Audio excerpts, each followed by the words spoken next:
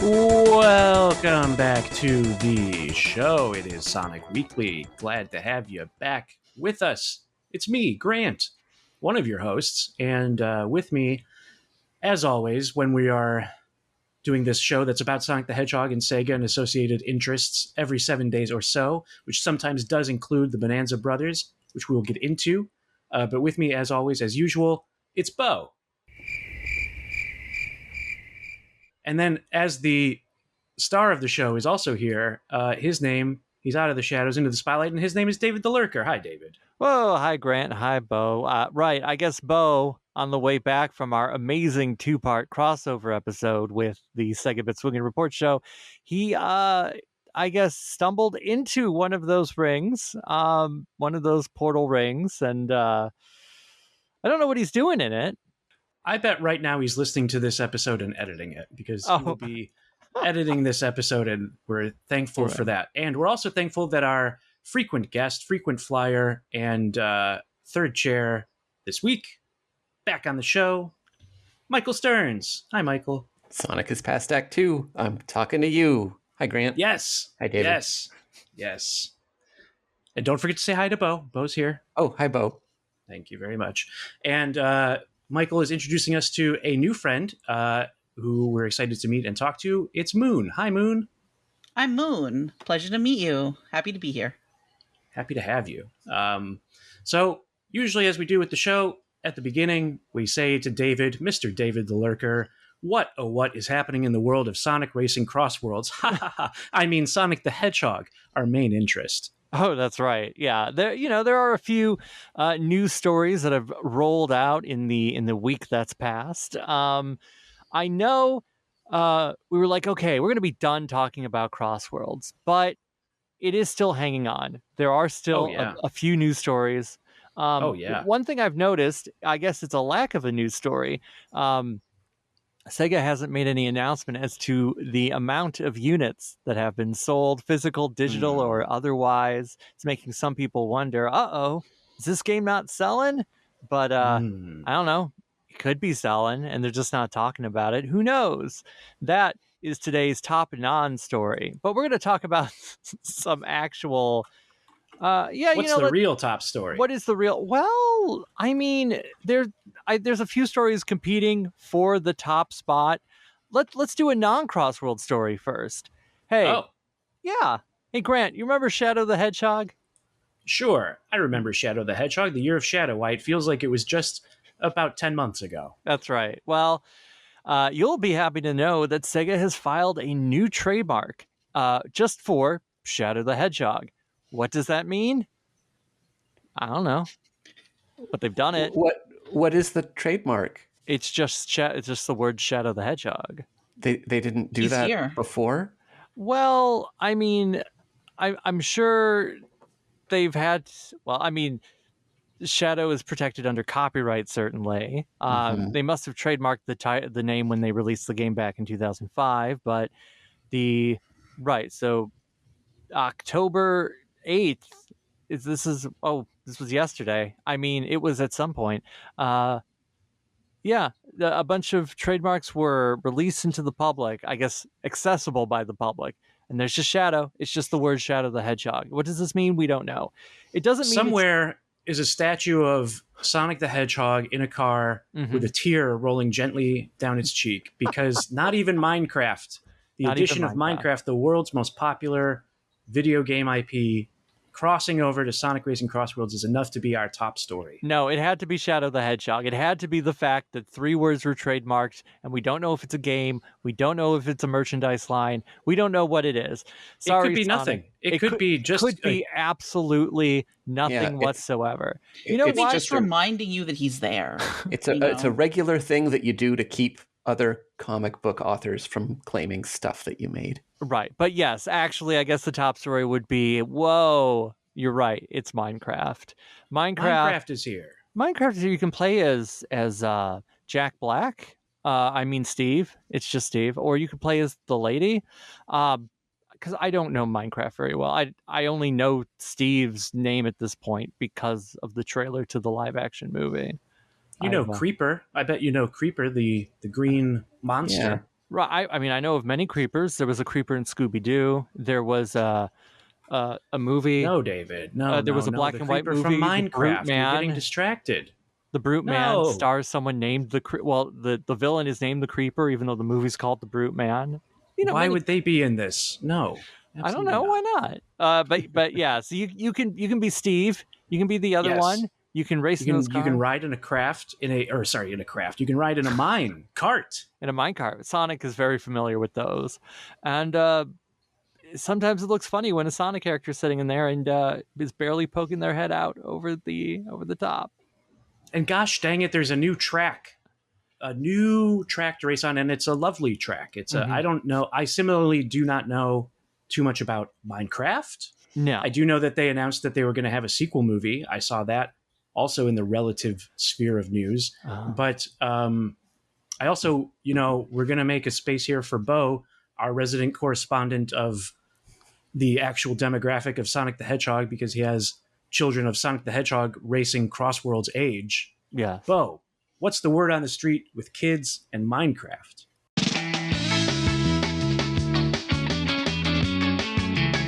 It was a surprise to me, and it probably should not have been, because it's the highest selling video game series of all time, that Minecraft is really popular. The kids love Minecraft. And I have a 7-year-old. He doesn't even have Minecraft, but all of his time that's not spent at school, not spent playing outside, and not spent playing Sonic Racing CrossWorlds is spent watching Minecraft tutorials. Again, he does not have Minecraft, but he is really invested in learning how to play Minecraft for the day when he does get Minecraft and is able to play it.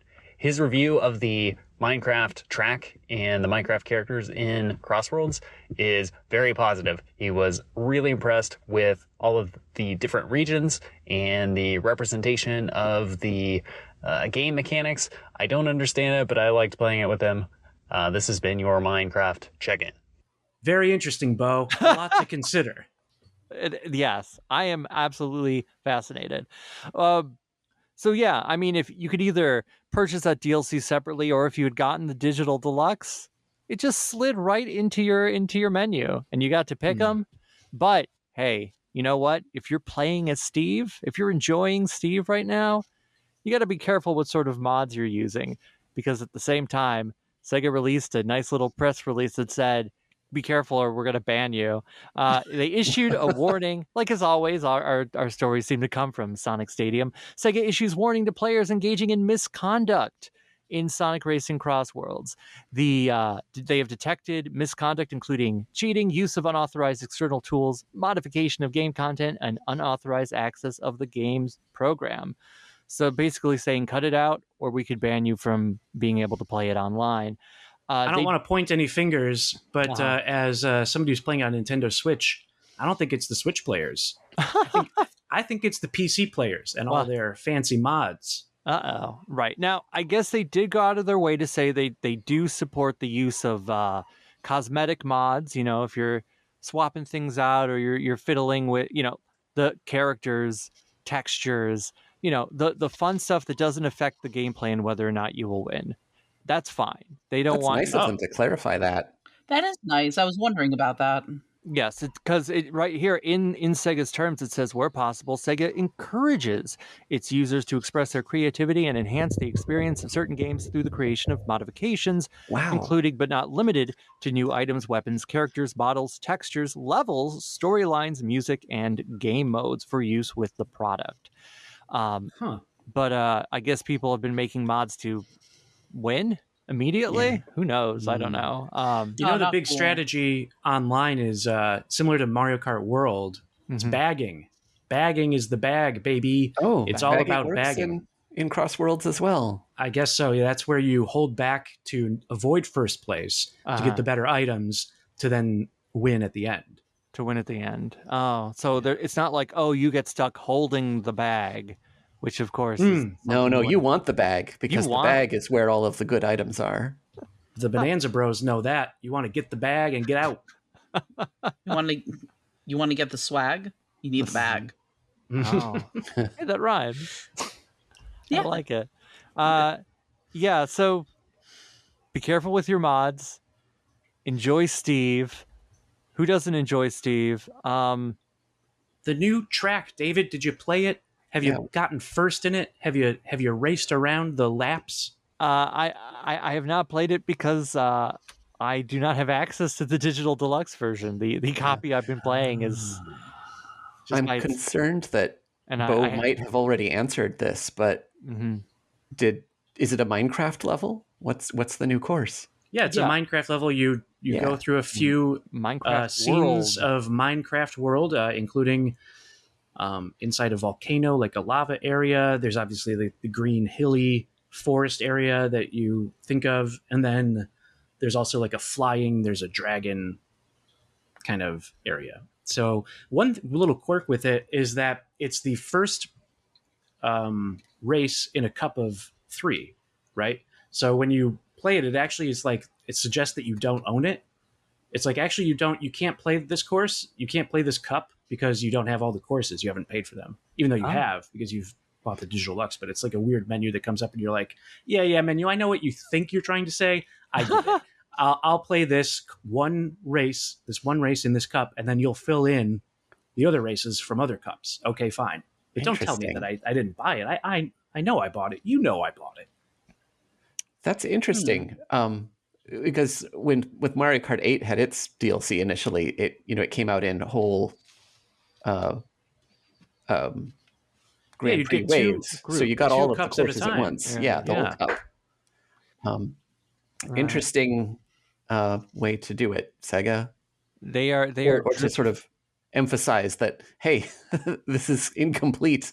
Yes, they are drip feeding it intravenously, and you gotta just wait until the end, whenever that is. Right. I guess I haven't even played online since it's been out, so I haven't experienced Steve in the wild. Did you complete the Hatsune Miku event? Did you get all the stuff? No, I played a little bit of it. I didn't have time to engage with it too deeply, so I didn't get that many bumper stickers or titles. I think that you receive as both. You get stickers and you get titles, and whatever other prizes. But anyway, I only played a little bit of it. I did think it was interesting, kind of fun, kind of cool. I like it also in the multiplayer mode that there's like Team Sonic Racing within this, that it's an optional mode. It's kind of fun. But yeah. Right. I haven't explored the team mode very thoroughly. I played like it a couple times. And it's like, oh, okay. Even though I'm just it's all computers because it's internal, the offline stuff. Moon, I believe you said that you have not yet played Sonic Racing CrossWorlds. I have not. I am keenly interested in it, though. And Michael, did you play the Minecraft or not yet? Oh no, I don't have it yet. Yeah, that's right. I'm a demo only loser. No, we've talked about this, and you said that you're waiting for something that really motivates you, whether that's like a price cut, or whether it's like an incredible character or something. Yeah. But this Minecraft level, it's a doozy. It's a doozy. Is it enough to change your mind? Nah, no. Yeah. I am very interested in the Ninja Turtles course when that comes out. If they're going to do like a level for that, that's a world that I'm always kind of curious about. So right. Yeah, we don't know, right? We know that SpongeBob is they're doing a Bikini Bottom level. Yes, right? they are doing. Oh, they gotta. Top to bottom. Top to bottom, Bikini Bottom. I would assume that they're doing courses for all of the. Yeah, I believe they said they have said that. So there will be a Turtles course. As to what that involves. Is it the streets of NYC? Is it the sewers down below? Is it both? I hope it's both. Can it be both? Yeah, that's what I was thinking. Yeah. You want a nice interior exterior kind of motif. Right. I guess it is it is meant to be in the world of Mutant Mayhem. So is that's the new game or the new film? That's the newer movie. Yes, I think the current action figures are the Seth Rogen. Well. Yeah, got a TV show or a streaming Paramount Plus show. Right. They announced a new short in that universe, which is supposed to play in front of whatever the next SpongeBob. The SpongeBob. Yeah. You know what other character is, speaking of characters, speaking of news, speaking of Sonic Racing Cross Worlds, Yeah. there was the ESRB newsletter What? to I have a newsletter? the ESRB newsletter. Did I stutter? No, I'm just confused. What? No, yeah, I was confused too. I didn't know that they were doing that. I didn't know it was a thing, but they let loose a little bit of information that some of the Sega collaborations that will be happening with the free DLC includes Super Monkey Ball. Oh, I completely missed that. Oh. I mean, that makes sense. That's Super Monkey. fine, I guess. I'm not. I don't really go there. I'm not a Monkey Ball guy, so. Monkey Ball has had Sonic in the Monkey Ball universe, but always classic Sonic. So I believe this might be the first time that modern Sonic characters cross over with the Super Monkey Ball cast. Right. Well, was Monkey Ball in either of the Sumo games? Yes. Yeah. Certainly the first one, right? Sega, the All-Stars one. Yeah. That one, but Transformed, I don't know. They had to make room for a Football Manager and TF2. All right. And Yogscast. Don't forget Yogscast. Oh, God. Which of the racing games was Bonanza Brothers? The first one. The first one, yeah. The All-Stars then? Yeah. Yes. Yeah, All-Stars II Racing. is on the cover of Oh, okay. Sonic and Sega Oh, okay. All-Stars, so we can confirm that one. Racing. Right. There's been a few of those games. There was Superstars for the PS2. That's all iToy shenanigans. And there was the tennis game, which everyone forgets. And then they were like, no, we're just going to do racing. That's what everyone wants. And that's what everyone does want. Everyone loves. I wouldn't mind another tennis game. That would be fine to give Mario Tennis a little competition. Maybe they should do like a Mario Party ripoff with all Sega franchises. Oh, like a Sonic Shuffle, new Yeah. Neo. Right. I would also like to see a baseball game, just because I think baseball is really cute and fun. Yes, Mario Baseball. Yeah, put everyone in the cute franchise. outfits. Yes, the Mario Superstars Baseball should be on the Nintendo Switch Online GameCube already, and also they should be making new ones. They've only made 2 in that series. We need more. Mm-hmm. And if they're not going to do it, then Sega Sonic All-Stars should hit the diamond and play ball. You know what they should do? Like when they redesigned they didn't redesign, but they did a really stylized look for Mario Strikers. Mm-hmm. They should. Oh, I would love that. Yeah. When they do the next baseball one, they should make everybody look like they belong on a package of Big League Chew. Oh, God. I I want can that. see it. Yeah, That would be very 90s. Yeah. it would. I feel like that version of Mario has a mullet, like a long And, flowing hair out of his extremely back. like over rendered. Yeah. Many lines in the face. Yeah. I bet Mario had a mullet at one point. Oh yeah. That feels like a thing. I mean, he's almost got one already. It wouldn't take much. Yeah, it's true. Just let it grow out a little bit. Let it have a little go. bit of that party in the back. Yeah. Mhm. Just take an inch or two. That's all it Exactly. takes. I guess there's one more big story that I guess we Sure. should mention. There's little things. It's definitely not the fact that Cursed Samurai Infinite is coming to Sonic Forces Speed Battle. No, we got to talk about Sonic and the Olympics very briefly. Oh yeah. Yes, they announced. Sega was like, "Hey, guess what? We're teaming up with the IOC again." They released 3 graphics, 3 images, one of them including a green Amy, which caused a kerfuffle because Oh, Amy, the logo. Yeah. right, those- because it's like, oh, here's Sonic and he's blue, and here's Tails and he's yellow, and Knuckles is red, and Amy, no, she's great now. Isn't But- it time that the Olympics had pink in the logo? Yeah, why not? Or they could, there were some people arguing, hey, why is it Amy? Why isn't it some other green character? They certainly exist, but Vector the Crocodile, Jet the Hawk. yep, Hmm. Manic the Hedgehog. Forge. Hmm. Right, but basically, Scourge. but for those who are fans of the video games, it's this doesn't seem to be another Mario and Sonic. It's not even Mario or Sonic and Sonic. It seems to strictly be merchandise and that sort of crossover synergy. No games involved. It's just the brand meeting the brand. I don't know this to be true. Mhm. This is speculation, and maybe the answer is on Moby Games or Wikipedia. But it seems like it felt like there was some Mario and Sonic at the Olympics in Sonic Racing CrossWorlds. Maybe it's just the models that remind me of it because they have the middle mouth, which I like. Uh-huh. Well, it actually shifts around the whole shape of their face, which I like even better. I like Mario and Sonic at the Olympics on Switch. I think I'm the one person who likes it, and it's too bad we're not getting more. But I wonder if that team was kind of absorbed into the team that was put together to develop and program and make CrossWorlds. I think It wouldn't surprise me if that were the case. Some of the character interaction stuff does seem a little similar.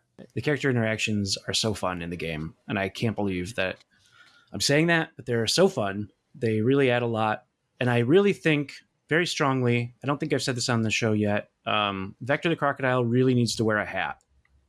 It's crucial to his character that if he's going to be a detective DJ, he has to kind of look like both. And I think, globally across lots of different cultures, a detective is associated with a hat, sometimes a coat, but I feel like a hat is generally involved. Now immediately some are springing to mind of like, well, wait a minute. What about all these examples of detectives who don't wear hats? To which I'd say Espio won't wear a hat. Espio's fine how he is. right. But Vector is a man who feels like he wants to wear a hat. He was designed, like when we first saw Vector back in 95, he had some headgear. He had the headphones connected to a Walkman. And of course, it's a crime that he no longer has that gear anyway. And like, It is a crime. it could have been an iPod when they brought him back, or it could have been Could have stayed as a Walkman. it could have stayed as a Walkman. I think he should go back. To me, Vector seems like a man who would want some retro tunes listened to analog. Like, hey, cassette tapes are back in vogue. It started a little with Vaporwave, where they were like, hey, buy my Vaporwave cassette. But now, like, all the big artists are doing it. You just get the tape. You, like, just do it. Maybe maybe his headphones are Bluetooth. We don't see a wire coming off of them. And he's probably got one of those fancy little plugins so that his cassette player is Bluetoothing the audio to it. And that's why he's not carrying it. It's just somewhere else. It could be that it's wearable tech with the necklace. I feel like he probably didn't know enough to set that up himself, though. Oh, yeah. Someone helped him. I feel like Charmy probably helped him. I'll say Charmy might be carrying the cassette player. That's why he keeps him around. Charmy is the cassette player. We find the out CrossWorlds interactions with the Chaotix have been kind of one of my favorite parts of the rival interactions. I like how Charmy's more of a brat. I like how they talk about the relationship between Vector and Vanilla, Cream the Rabbit's mother. How does that come up? How does it come up?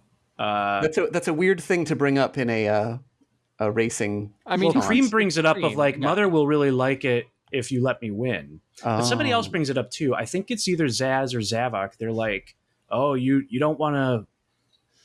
Maybe not. Why would they know? Yeah, how would you don't want to lose in front of a tall, sexy rabbit mom? Yeah, that's right. I don't think they say sexy. The only adult-sized mother in the cast. That's true. It's canon. It's canon. Is that the audience? Like the audience is just Chow, miles of Chow jumping up and down in the stadium, and then there's Vanilla also towering above them. Yeah. Yeah. And what about Elise, Madonna? Got to get all the. Well, Sarah from the OVA. Yes. Yeah. Well, Sonic doesn't talk to Madonna. They had a pretty messy breakup, so I think they're just like, they haven't reconciled yet. Especially if the Sonic universe is perpetually in the 90s, not enough time has passed for them to just be friends. Not like Mario and Pauline. Like they're friends now. But they were broken up because of contrivance, because of a meddling. They weren't broken up because they mutually or even one person agreed that it was time to split. No. A certain executive came in with Sonic's mom put a stop to that. Didn't approve of that relationship. That's exactly true. Yeah. So it's, there's kind of a Shakespearean romance. Don't ask me which one. Right. Well, they can still get back together. There's still a couple of young kids, teens, 20-somethings. Who knows what they are anymore? But there's plenty of time. I want to. Anyway, that's the news, though. Yeah. Yeah. That's. I think that's all the news that's fit to print. Maybe I should mention that both Sage and the Sonic hacking contest have happened, and we haven't talked about it in the slightest. I know there's at least 2 listeners out there who are like, "Man, are they ever going to talk about it?" Maybe one day, but today. What do you want to say? Day. Well, it's a lot to go over. It is a lot. If we were to go over each, and we would have to pick a handful of these were the ones that seemed to be the best, and let's talk about them. But who knows? It's a lot. It feels like that could fill an entire episode by itself. It would have to be an episode on its own, and today is not that day. But I thought I'd mention it. Maybe one day. So maybe, it's possible. It's definitely possible. Write SonicWeeklyPodcast@gmail.com and demand it. Ooh. Maybe listeners could suggest their favorite games from Sage. Oh yeah, that would be really helpful. Yeah, and then you could play them. You could, or even do, I don't know, some kind of streaming thing. Children love streaming these days, live stream, right? That'd be great. We could do that. Right. You can cut that out if you don't want to do it. Don't make it. No, we do want to do it. In fact, we're going to need to do it at some point. That's right. But write in your top 10 podcasting ain't paying the bills like it used to. Yeah, write in. I want to know. Give us a handful of games from both you'd like us to see, mess with. I did play one briefly. Whoa. I saw somebody playing it and I was like, I got to try this. It's called like Sonic Can Only Go Up or something. And it's kind of like a getting over it with Bennett Foddy kind of thing, where it's Sonic levels kind of remixed so that they are all vertically stacked on top of each other. And if you fall down, you fall all the way back down to the level below. And it's really unforgiving. That's horrifying. Yeah. And I was watching this guy play, and I'm good at Sonic, so I was like, this guy, I'm going to destroy him. I'm going to get right up there to the top. But actually, I got right about to where he was, and I was like, oh no, this is really hard. This is way more time commitment than I was looking for. So I may have to look into that. Yeah, I forget. I'll get the title of it. It's hard. It was hard for me to find. Okay. Right. Because the person who streamed it didn't show the title screen. I'll get the exact title for you later. Yeah, okay. I'll write it in. Yes. Well, if that's the news, then we now shift our attention into Act 2. We're talking to you, Michael, and our new friend, Moon. So we're meeting Moon via Michael. So I guess my first question is, Michael, Moon, how do the two of you know each other? Well, I first met Michael because I back in 2000, early 2000, Silhouette Mirage by Treasure had just been released for the PlayStation. And I was like 10 years old and I played it, and it consumed my brain. And I went on the internet looking for fan art of Silhouette Mirage, and I found Michael's Treasure and Sega fan site. And it had some artwork, and I liked it very much. And we began emailing each other. And we've been fast friends to this very day. Wow. Is that how you remember it, Michael? Yeah, pretty much. I thought it was earlier. Well, it might have been a little like I'm remembering like late. I feel like I was. Yeah, I feel like it might have been late 90s or something. But yeah.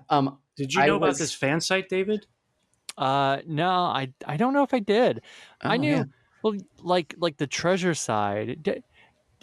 It started out as wasn't it Sonic the Conspiracy? Yeah, it started out as a Treasure fan page because there weren't any on the internet when I started, and it wasn't like a good one, but it was, I think, the only one for a while. So I met some people through that, and And yeah, Moon was one of them. And then later I switched over to like, there's the personal side of it, and there's the Sonic part of it, and then there's the Sonic part of it that was Sonic the Conspiracy. Yeah. And what's Sonic the Conspiracy? Sonic the Conspiracy. Oh boy, we're gonna make this a long episode now. On altfan.sonic-hedgehog, people used to ask all the time, hey, what's this hidden palace zone thing I've heard of?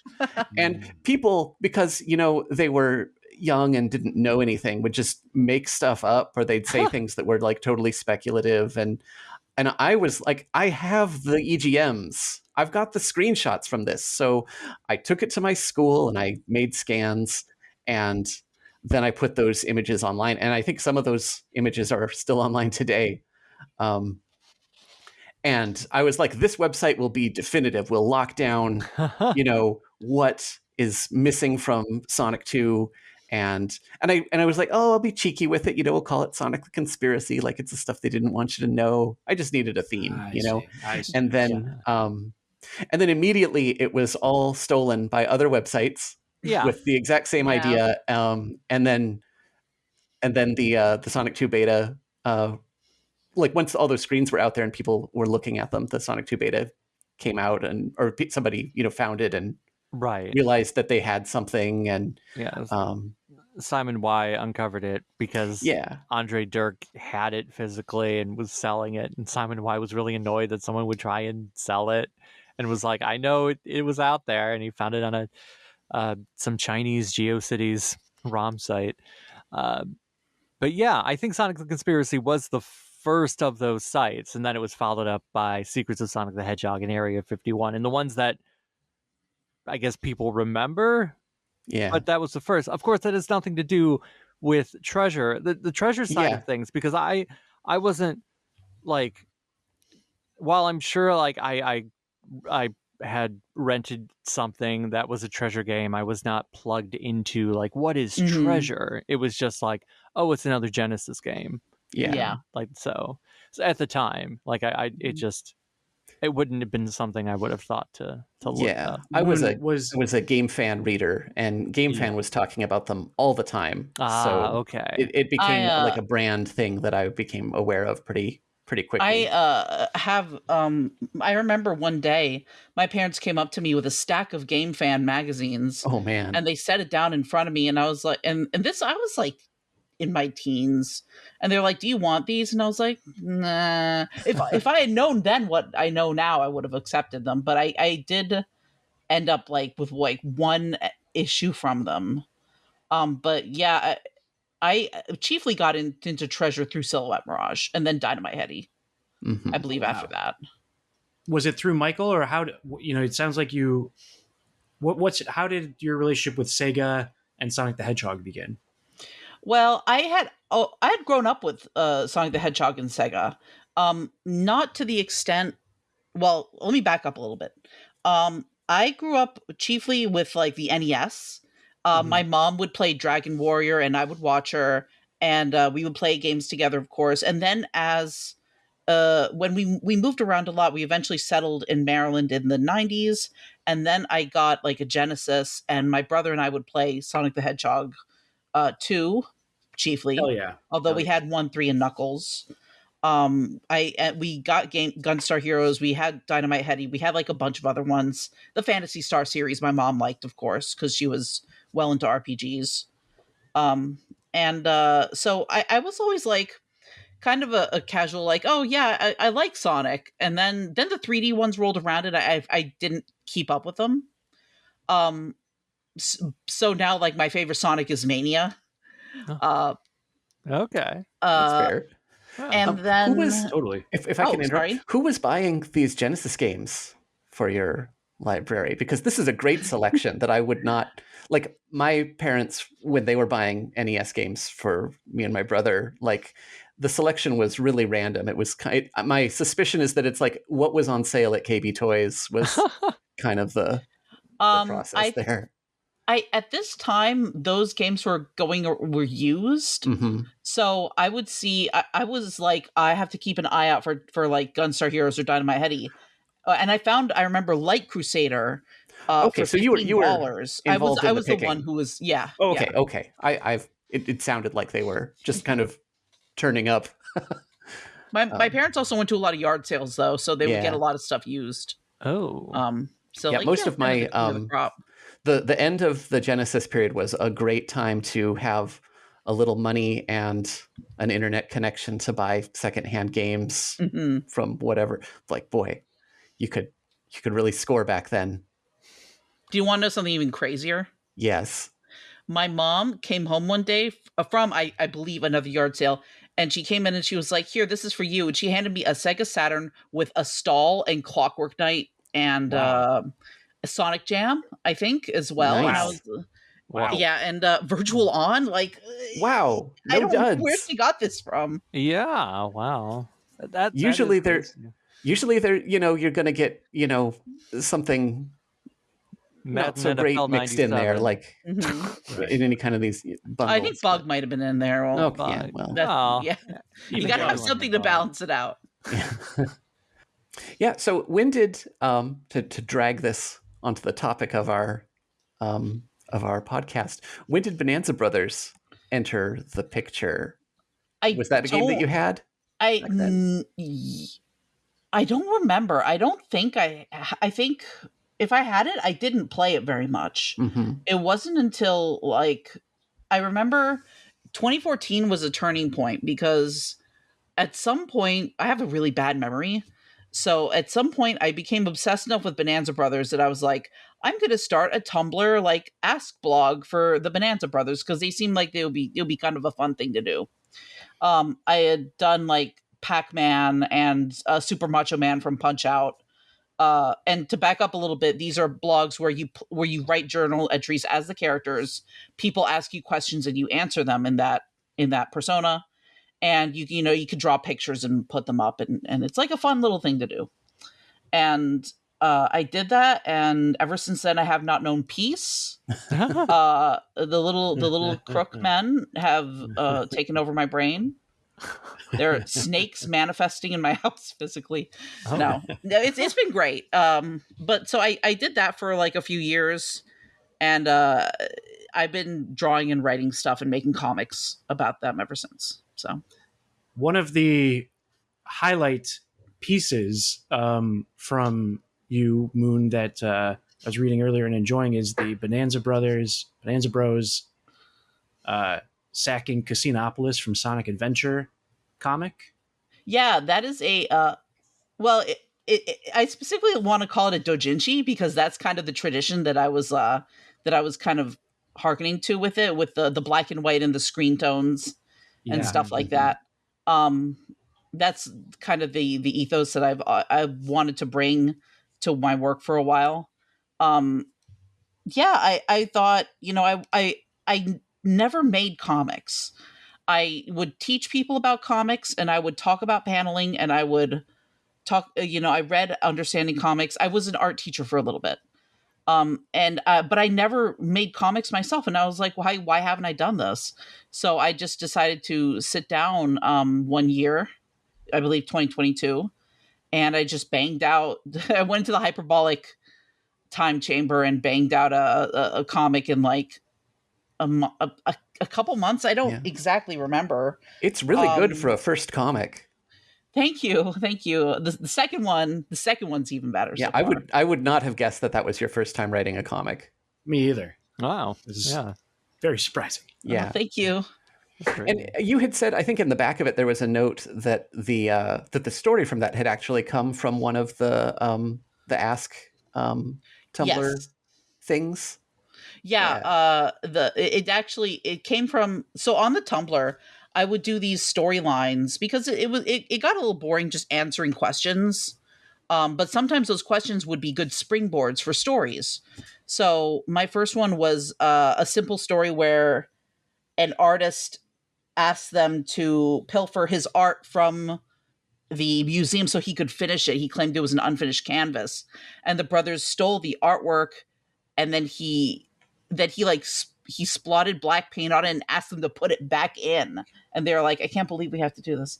But Casinopolis was another one of those stories. It was like the second or the the second one, I think. And I wanted to do a crossover with Sonic, something easy to recognize that people would understand. And so I chose that. Also heavily inspired by the Blues Brothers film, which I realized recently after rewatching the Blues Brothers. I was like, wow, there are a lot of callbacks to it. Yeah, now that you say it, it's like, I can definitely feel that. And yeah, that's interesting. It's hard not to see the Blues Brothers kind of in Bonanza Bros. The sunglasses, yeah, for sure. Mm-hmm. Like you'd kind of... And the general shapes of them, like a lanky one and a round one. The impulse to characterize them in a similar way is very strong. Mm-hmm. Yeah, no. I've never thought about it until now, but yeah. Did you ever play... I know that you were a fan of Spy vs. Spy. Did you ever play the Nintendo game or the other versions of that? I did not, but I am a huge Spy vs. Spy fan. I had a bunch of the paperbacks. I have the complete casebook. Antonio Prohias, the creator, was like, for a long time when, in school when people would ask who your hero was, I would be like, oh, the guy who made Spy vs. Spy. Because he has a really interesting life story. Yeah, but that's a report. Wow. There's definitely a through line from the spies to the brothers. Like the whole like two guys, the whole well, if it isn't the X and Y brothers who like look identical and are always seen everywhere with each other, like kind of thing. Except that one pair is opposite and the other pair is like right together. My brother and I loved the Spy vs. Spy Nintendo game, and when I got my Genesis, it was with Sonic 1, and that was the whole point, was I love Sonic and I don't really know a lot about what else is available. And I remember we were at the store and there was Bonanza Brothers, and it's like, here's another game where two players can play it, and it's like they're thieves or spies or something, and they're cartoony. And I'm like, I'm really interested in this, because I was like, my brother and I would probably play the heck out of whatever this is. It's got a split screen, but I was kind of like, I should find out more about this game. Maybe I'll have a chance to play it sometime or rent it or something now that I've got a Genesis. And I never did. Until much, much later. So you didn't play it with your brother. we never got that great brother 2-player experience. Damn, with that me one. either, brother. Yeah. Because I did play a lot of Sega Genesis with my younger brother, but I didn't know about Bonanza Bros till a bit later. But we'll be back with more Bonanza Bros chat in just a second. We wrap up Act 2 by checking back in with Bo and Rings of Saturn. Rings of Saturn. This week on the Rings of Saturn, we are looking at a Dreamcast game that also has a PlayStation equivalent called Buzz Lightyear of Star Command. This is a Toy Story game, of course, and I found a cheat code for this that allows you to access all of the levels from the get-go. Nice little bonus there. You don't have to play through them all if you're on a new save. And I also found that the PlayStation version gives you access to a bunch of cheat effects in the game. So you can press a couple button combinations and heal your health gauge and get some of the jet bikes and all of that stuff.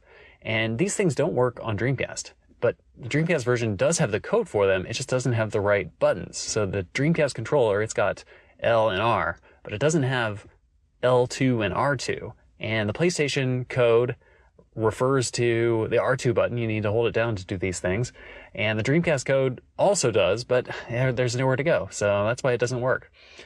Interesting reverse engineering puzzle. People are excited about cheating at Buzz Lightyear of Star Command. I think I will be looking at more things next week. Thanks, Bo. That was great. And we also really like the new intro music made by Smoovies. Thanks, Smoovies. I had one other question for the interview, especially because you mentioned the doujinshi theme of it. You sold the Bonanza Bros. Sacking Casinopolis comic at the Sonic and Sega Fan Jam. Sonic and Sega Fan Jam remix. It was in Atlanta, Georgia. I want to know about I want to say 2023, perhaps. It was a blast. I had not tabled at a convention in a long time. But the instant I saw that there was, Sonic and Sega Like, the thing is, if it was just Sonic, I wouldn't have bothered, but it was Sonic, specifically Sonic and other Sega properties. I was like, well, I have to go here. I have to go and possibly Table, because I think this is the only place in the world, aside from maybe where, you know, people will appreciate this. And they did, and I made a lot of friends, and it went really well. That's super cool. Yeah. Thank you for asking. Yeah. I just thought that was super interesting that an event like that existed at all. It's possible to get a physical version of your Bonanza Bros work? Yes, it is. It was on my itch.io page for a while, but after a lot of stuff went down with itch earlier in the year, I have taken it off, and now I kind of sell it through my website. Okay. But I'm having some trouble. Like, I have a PO box where people would send me check or money, and then I would send them the book. But for some reason, people's orders haven't been getting through. But just let me know, and I can send you a copy. You know? Yeah, absolutely. That's partially why I put it up online for free to look at. Because of the troubles with getting a physical copy. Yeah, this is the form that you made, right? That's kind of like the old comic book. Fill this out, check the ones you want. Yeah. Kind of think that's super cool. I majored in graphic design, so I really like doing old style, you know, print stuff. Stuff that's a little outdated. Mm-hmm. We'll have the links to those comics, and I suppose also the form to perhaps purchase them. That's in the description then. No, why not? I can give you those later. Wonderful. Okay, so let's talk about Bonanza Bros. The games. Moon, would you like to perhaps... Where do we start with Bonanza Bros? First of all, I'll give you this question, which is, are they robots or are they humans? That's the question, isn't it? I think about that a lot. I think it's notable that in every subsequent appearance, Sega has not used their quote unquote human designs at all. Right. Even though those human designs were on the Genesis box art and were the only ones on the box art for like the US version, I believe, for the Genesis version. In the European and Japanese ones, they have the kind of like robot-ish designs on there as well. But in every subsequent appearance, like for the racing games or any cameos or anything, they've always used their like capsule toy pill-like appearances. Yeah. As right they should. As they should. I was thinking of them as being like minifigs. Little toys. Yeah, it feels wrong to think of them in any other way. Yeah. Even though, yeah, you're right. They are just people on that on the Genesis box art. I may have I don't know if I heard this, if this was a real thing. I feel like I heard that some like a Fleetway artist or writer who's working on the Sonic the comic revealed recently that they had tried to get Bonanza Bros, or they had it was I remember that. Yeah. That was on thing. Twitter. Okay. Yeah. I didn't save it. I should have. But they had like a script. Oh wow! I believe that for a Bonanza Brothers comic, and I remember reading it, and I was like, "Oh, this is really good." Like, it nails the kind of like chaotic goofiness of the game. Yeah, I'm real curious what that would have looked like if they had done that. Me too. I imagine they would have gone with a more humanoid approach, but. Yeah, but I mean, I've seen how they did Decap Attack. I mean, who knows? It could have been really wild. Wow. Decap Attack feels like the outlier when it comes to what can a comic adaptation look like in that book. A lot of the early stuff is like, we're trying to be as realistic as possible, aside from Sonic, which is just Sonic. And then I guess that goes, but everything else. I guess if it's okay to like give my own personal view on it, when I interpret the Bonanza Brothers, I love their canon like cute designs, but I prefer to draw them as like with like humanoid proportions, just with like really like robotic heads, like because I like the combination or the juxtaposition that is of kind of like Lupin the Third-esque like Robo's lanky form lighting up a cigarette or something like that, but the fact that you can't read his expression or that his face is mostly covered by glasses and he has like no mouth or ears. Like I find that really compelling. So that's just my 2 cents on it. I love your interpretation of them. Yeah, the way that you portray them in your art, the various different ways on your website and also in the Casinopolis. Thank you. You know what's interesting also about Bonanza Bros is how little we know seemingly about the development of it. At least according to Wikipedia and Sega Retro. Is that just a blank spot of Sega knowledge, David, or am I just looking in the wrong places?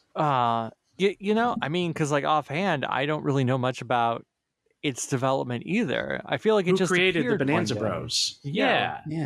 Like it just, I know there's credits. There's got to be like listed credits, but I don't know anything about how it really came about. If you're interested, there's a book called Sega Mega Drive Collected Works. Oh, I have that. Yeah. Do you have that, Michael? I do. I think there was an interview with the character designer of Bonanza Brothers. Oh. Or the designer of Bonanza Brothers in it. Wow. Near the back of the book. And it does illuminate a lot of like stuff about how the graphical style of the game was settled on and how it was implemented. And very importantly, it clears up the myth that there was a Japanese version. In the Japanese version, the brothers are thieves. In the American version, they're like heroic criminals. That's not true. I wanted to ask about this. Yeah, because everybody's like, oh, in the Japanese version, they're villains, and it's like, no, like the boss of Sega of Japan was like, we want them to be a little heroic. Like we can't. I don't want them being being villains. So when I was doing research for this episode, I was looking at the Wikipedia, of course, as one does, and they still have that as like unsourced information that they say that the Japanese version had them originally as that they were just criminals doing it for their own thing. And it's like, that's blatantly not true because the Japanese game has the exact same intro that the English versions have. And that's true. Yeah. The text is almost identical, but I will tell you one difference that is super cool that because they say that they're going to we need to take out these crooked casinos and the, what's the other one? The Mint. It's not the locations. It's what the guy hiring them says. Oh yeah. Like in order to clean up Badville, it's the casino. We don't like these casinos. We don't like counterfeiters. The counterfeiters. Yeah, that's the other one. And then in the Japanese one, he says corrupt banks. And I'm like, yeah, America couldn't handle the idea that the banks might be fraudulent in some way, so they cut that one out. I don't know if that was the case. Maybe it was just space for text, but that was the one they chose to leave out, and I thought that was very interesting. Mm-hmm. But other than that, the stories are identical. So, you know. So I did find who did the character design, and he has since left Sega for Oshima's Artoon. Oh. Was also character designer for Panzer Dragoon. Original character concept in Chaotix is credited. Oh. It is designer named... Is it Manabu Kusunoki? That's him. Yeah. That's interesting about Kusunaki. About Bonanza Bros having that connection to Chaotix. Is it? I'm not seeing it on the list that I'm looking at, but because Chaotix was the one that had the computer graphics looking character designs, like in the manual. Wait, okay, right. That's so. This how do you say his name? Well, Kusunoki, right? He's also the guy who designed Mighty and Ray. Yeah, Mighty the Armadillo and Ray the Flying Squirrel. So he has. Oh yeah, right. So he's got some Sonic bona fides. Yeah, not just Bonanza bona fides. Wow. That's something else about Bonanza Bros that I really like, and I know you've talked about this before, Moon. The aesthetic of it, really looking like that kind of 90s pop art that was really popular, I guess, in Japan. There's a particular artist that is right. Yeah. I am pulling him up right now. Yeah. If you look for Hiro Yamagata, here's just a little link to a Google search. There's a silkscreen artist called Hiro Yamagata, whose artwork was a huge influence on Bonanza Brothers, and you can really see it in like even things like the street scenes, the Parisian street scenes, which look exactly like the perspective of the game. Things like the dirigibles in the background, even like the gradients that are used for like the city scenes. Yeah. It's really visible, and it's such a fascinating like through line that ties these two things together. Right. I found it really fascinating. The Sega Sonic screensaver art. A lot of that looks like it was heavily influenced by him as well. So one other thing about Kusunoki is the Sonic Adventure CG movies he directed. Oh, wow. No kidding. Because, boy, I would like to see a Bonanza Bros cartoon that looked like that. Me too. Whoa. Yeah. Maybe in some alternate universe, Bonanza Brothers, they were the ones who were Sega's mascot. I mean, I'd love that. 1990. It could have exploded. Everyone is just clamoring for it. And everybody's all like, oh, these Bonanza Bros, they knocked Alex Kidd out of the mascot. I'm so sad Bonanza Bros mania. Just can't go anywhere without seeing a kid with a Bonanza Bros t-shirt or hat. Yeah. A couple of toys. You know, these kids nowadays getting charmed into becoming crooks and criminals. Yeah. This is what violence in video games is about. It's about you pulling out your blunderbuss and popping a big lemon-sized wooden ball into the head of a cop who recovers in like 5 seconds. Yeah, that's the important part. They stand back up afterwards. I was going to also say that I do like to think of a universe where Bonanza Brothers was not a video game, but was instead like a bande dessinée, like French comic book. Oh yeah, or animated series along the lines of like Lucky Luke would also be really interesting. I hope I hope that they return to the racing scene with CrossWorlds. I hope so too. And I mean, they're saying that any legacy Sega characters are on the board, and they have a history of being in the racing games. And they should also put the game on the Sega Genesis, Nintendo Switch Online. Maybe give it a Sega Ages, the Sega Ages treatment. Yes. Yes, desperately. Because Sega Ages did do the spin-off game. Ichidandar, yeah. Thank you. Yes. And they also did Gain Ground, which is the Sega System 24 board. So, like, why one and not the other? The thing that's really wild to me about that is that the arcade version is like really high res. To make the computer graphics look, I don't know if they really used computers to make the art, but to make it really look like that 3D computer graphics Donkey Kong Country kind of effect. It's like double the resolution of most console games. And now we have consoles that you could actually display that on, without any big effort. It's like they should put that on something. Now is the time. I want to say the PlayStation 2 Sega Ages one. I think I read that does have like a kind of like an enhanced arcade port that has high definition graphics like that. All the artwork for it though, like the artwork doesn't look the same. At least in the cutscenes and stuff, it didn't. It is different looking. They redid it all, I think. But that's kind of a special case using the PlayStation 2 to run in a high def graphic mode or something. Do you think all of the Sega characters share a universe, and that this is the same universe where Sonic the Hedgehog happens? Like Mighty and Ray could be the portal through which the Bonanza Bros become canon to Sonic universe. Mighty and Ray, who are barely I have an extremely specific headcanon about this. Yeah? I mean, I'm definitely interested. My extremely specific headcanon is that Badville is a town in the middle of like the USA, and everybody there just looks like that. And the Robo and Mobo are just two crooks who happened to be scouted by Sega and ended up with like an acting deal.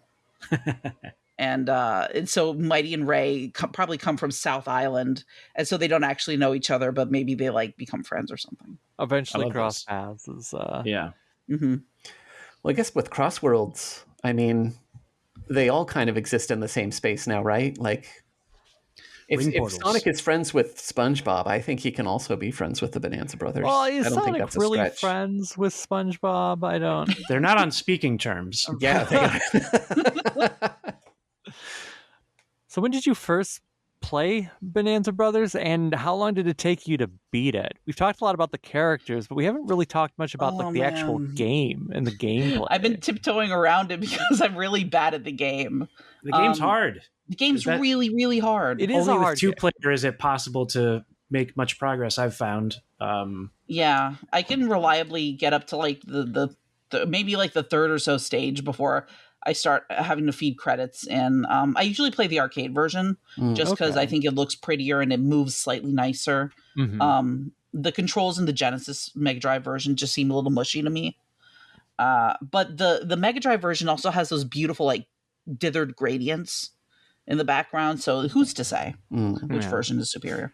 Yeah, it's really hard. I've never beaten it like without cheating. What do you consider cheating to be?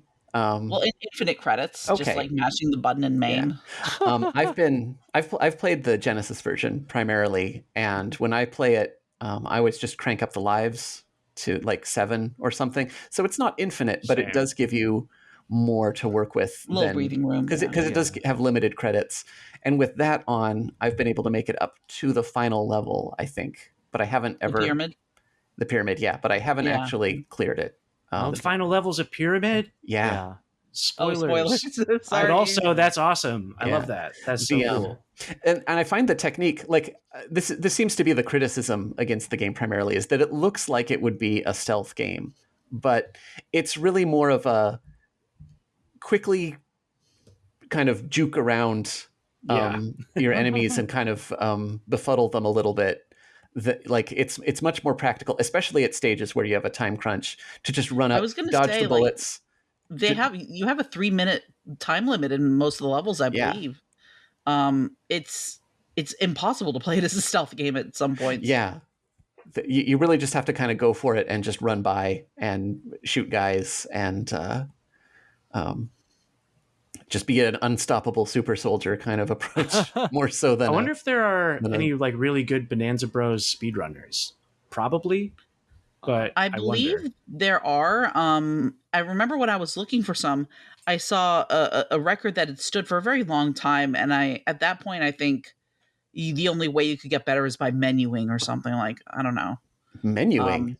Or maybe like I guess like going through the menus at the beginning. Maybe it was a task. I don't know. That would seem more likely. Is that like going into the menu speeds up the game somehow? Oh, no. Well, when you play a certain game like Bonanza Brothers, there's a series of inputs. Of course, like if you do every input correctly, then you would theoretically, be able to play the game perfectly. Right. So at that point, once your playthrough is optimized, the only time you can really save is like going through the menus at the beginning, like in terms of how fast your fingers are. Gotcha. Or in games like Final Fantasy, it would be more like the progressing through the menus and using the menus to slow down or speed up time. I was reading today about how in the Super Famicom version of, I think, World Heroes, it's whatever the SNK fighting game is, that not World Heroes, like Fatal Fury, that just released on Switch online. It is really bad, apparently. And one of the hallmarks of it is that you can pause the game and input fighting inputs and unpause the game, and you'll do the command. And that includes charge moves. So if you needed to hold back for 2 seconds or whatever to do an attack, you can pause the game, charge for as long as you want, and then release it. And that's advanced tech. Yeah. I hope someone got promoted for that one. Highly exploitable. Promoted. Well, we are at the hour mark, so I will ask if there are any last thoughts on Bonanza Bros before we have to hit the road. There is one small little piece of trivia I have for you in case you want to hear. Yes, please. Well, My username Moon Hotel comes from a text string. Well, not really text string, but like a billboard in the back of one of the backgrounds where it advertises the Moon Hotel in the arcade version. In the Mega Drive version, it says Woon Motal, which is my alter ego. There are also some other astronomy related stuff in the game, like the Orion Circus and the Peppermint Star is the name of a cruise liner. Interesting. So a lot of like space related things. Just something I thought was cool. This is another background detail. In the arcade version of the game, there's an art museum where it is full of like things that look like art, like sort of abstract stuff, and they're all very cool. And I think they probably took up a lot of memory to make those images. In the Genesis version, it's all elements from old Sega games. So there's images that represent Revenge of Shinobi and Golden Axe, and like Opas in there. Yeah. And there's a bunch of them. I wasn't able to identify all of them. I recognize some, like there's a robot and a female space fighter pilot character that I know is from a game. I couldn't remember what game it is though. But so that was a fun thing when I was going through it again and like, oh yeah, these are all here. Yeah. It's all part of a shared cool Sega universe. I love that. They all live in the Dreamcast, even when they're on the Genesis or in the arcade boards. Yeah. Also, inside the Dreamcast. Last week I promised Mailbag, but we got to kick it one more week till Bo's back with us, because I think both questions are sort of Bo adjacent, Bo related. So we'll wait, but we will. And you should send us more Mailbag questions, SonicWeeklyPodcast@gmail.com. Thank you to Moon. Thank you to Michael. Thank you for being here and joining us. And now over to David to outro. Hey, you know what? That means you've reached the end of another episode of Sonic Weekly. And if you haven't yet, I'd invite you to subscribe to this podcast using your podcatcher of choice, be it Apple Podcasts, Spotify, or for the Android faithful, Podcast Addict. But hey, if you reject all podcatchers, and I don't blame you if you do, we're also over on YouTube at Sonic-Weekly. And our voices are joined as always by video game footage recorded by friend of the show, Jack of Old Games. You want to reach out to the show? You know you do. Just like Grant mentioned, we have a mailbag section. SonicWeeklyPodcast@gmail.com is the email address. Drop us a line. We will crack that mailbag open. And hey, emailing us is also the only way you get the link to our Discord server. If you've enjoyed what you've heard and you are able to, we're also on Ko-fi, where we have this tip jar. You can throw something into it. Or for $5 a month, you can become one of our executive producers, just like PigDan, Pabsy, Sonikku, SavingThrows, Belgarion, AltSynth, Ratliker63, Dr. Hate PhD, Sertoo, and Butterbeerhawk. That's right, it helps offset the costs of production and hosting and, lets us keep this train rolling. But hey, if you're not able to, that's perfectly fine. We just appreciate that you're listening. And hey, tell your buddies, they're all welcome. Gonna thank Bo for the edit this week. That's right, that's why you can hear him, even though he's not here. Thank you, Bo. We gotta thank our guests once more. Thank you, Michael, and thank you, Moon. Thank you, Moon, for taking us on this journey. Oh, thank you. Happy to be here. Do you think that the Bonanza Brothers are related at all to the Western Bonanza? Yes, I believe that was the inspiration for the name. Yeah. Okay. Originally, they were going to be the Sabaton Brothers, cactuses. Oh, okay. I don't remember where I heard this fact, but it seems true to me. Oh. How do you think the Bonanza Bros felt about Donkey Kong Bonanza? Robbed. And oh, right, of course, I gotta thank Grant, because he's here. Right. It's you and I, Grant, because if Bo's missing, you're here. If you're missing, Bo's here. If both of you are missing, I don't know what would happen. Would it just be me rambling for an hour to myself? That might happen one day. Never. We'll never leave you alone, David. You'll always have some support, and we'll get it all figured out one day. All right, that's it. No more. Bye-bye.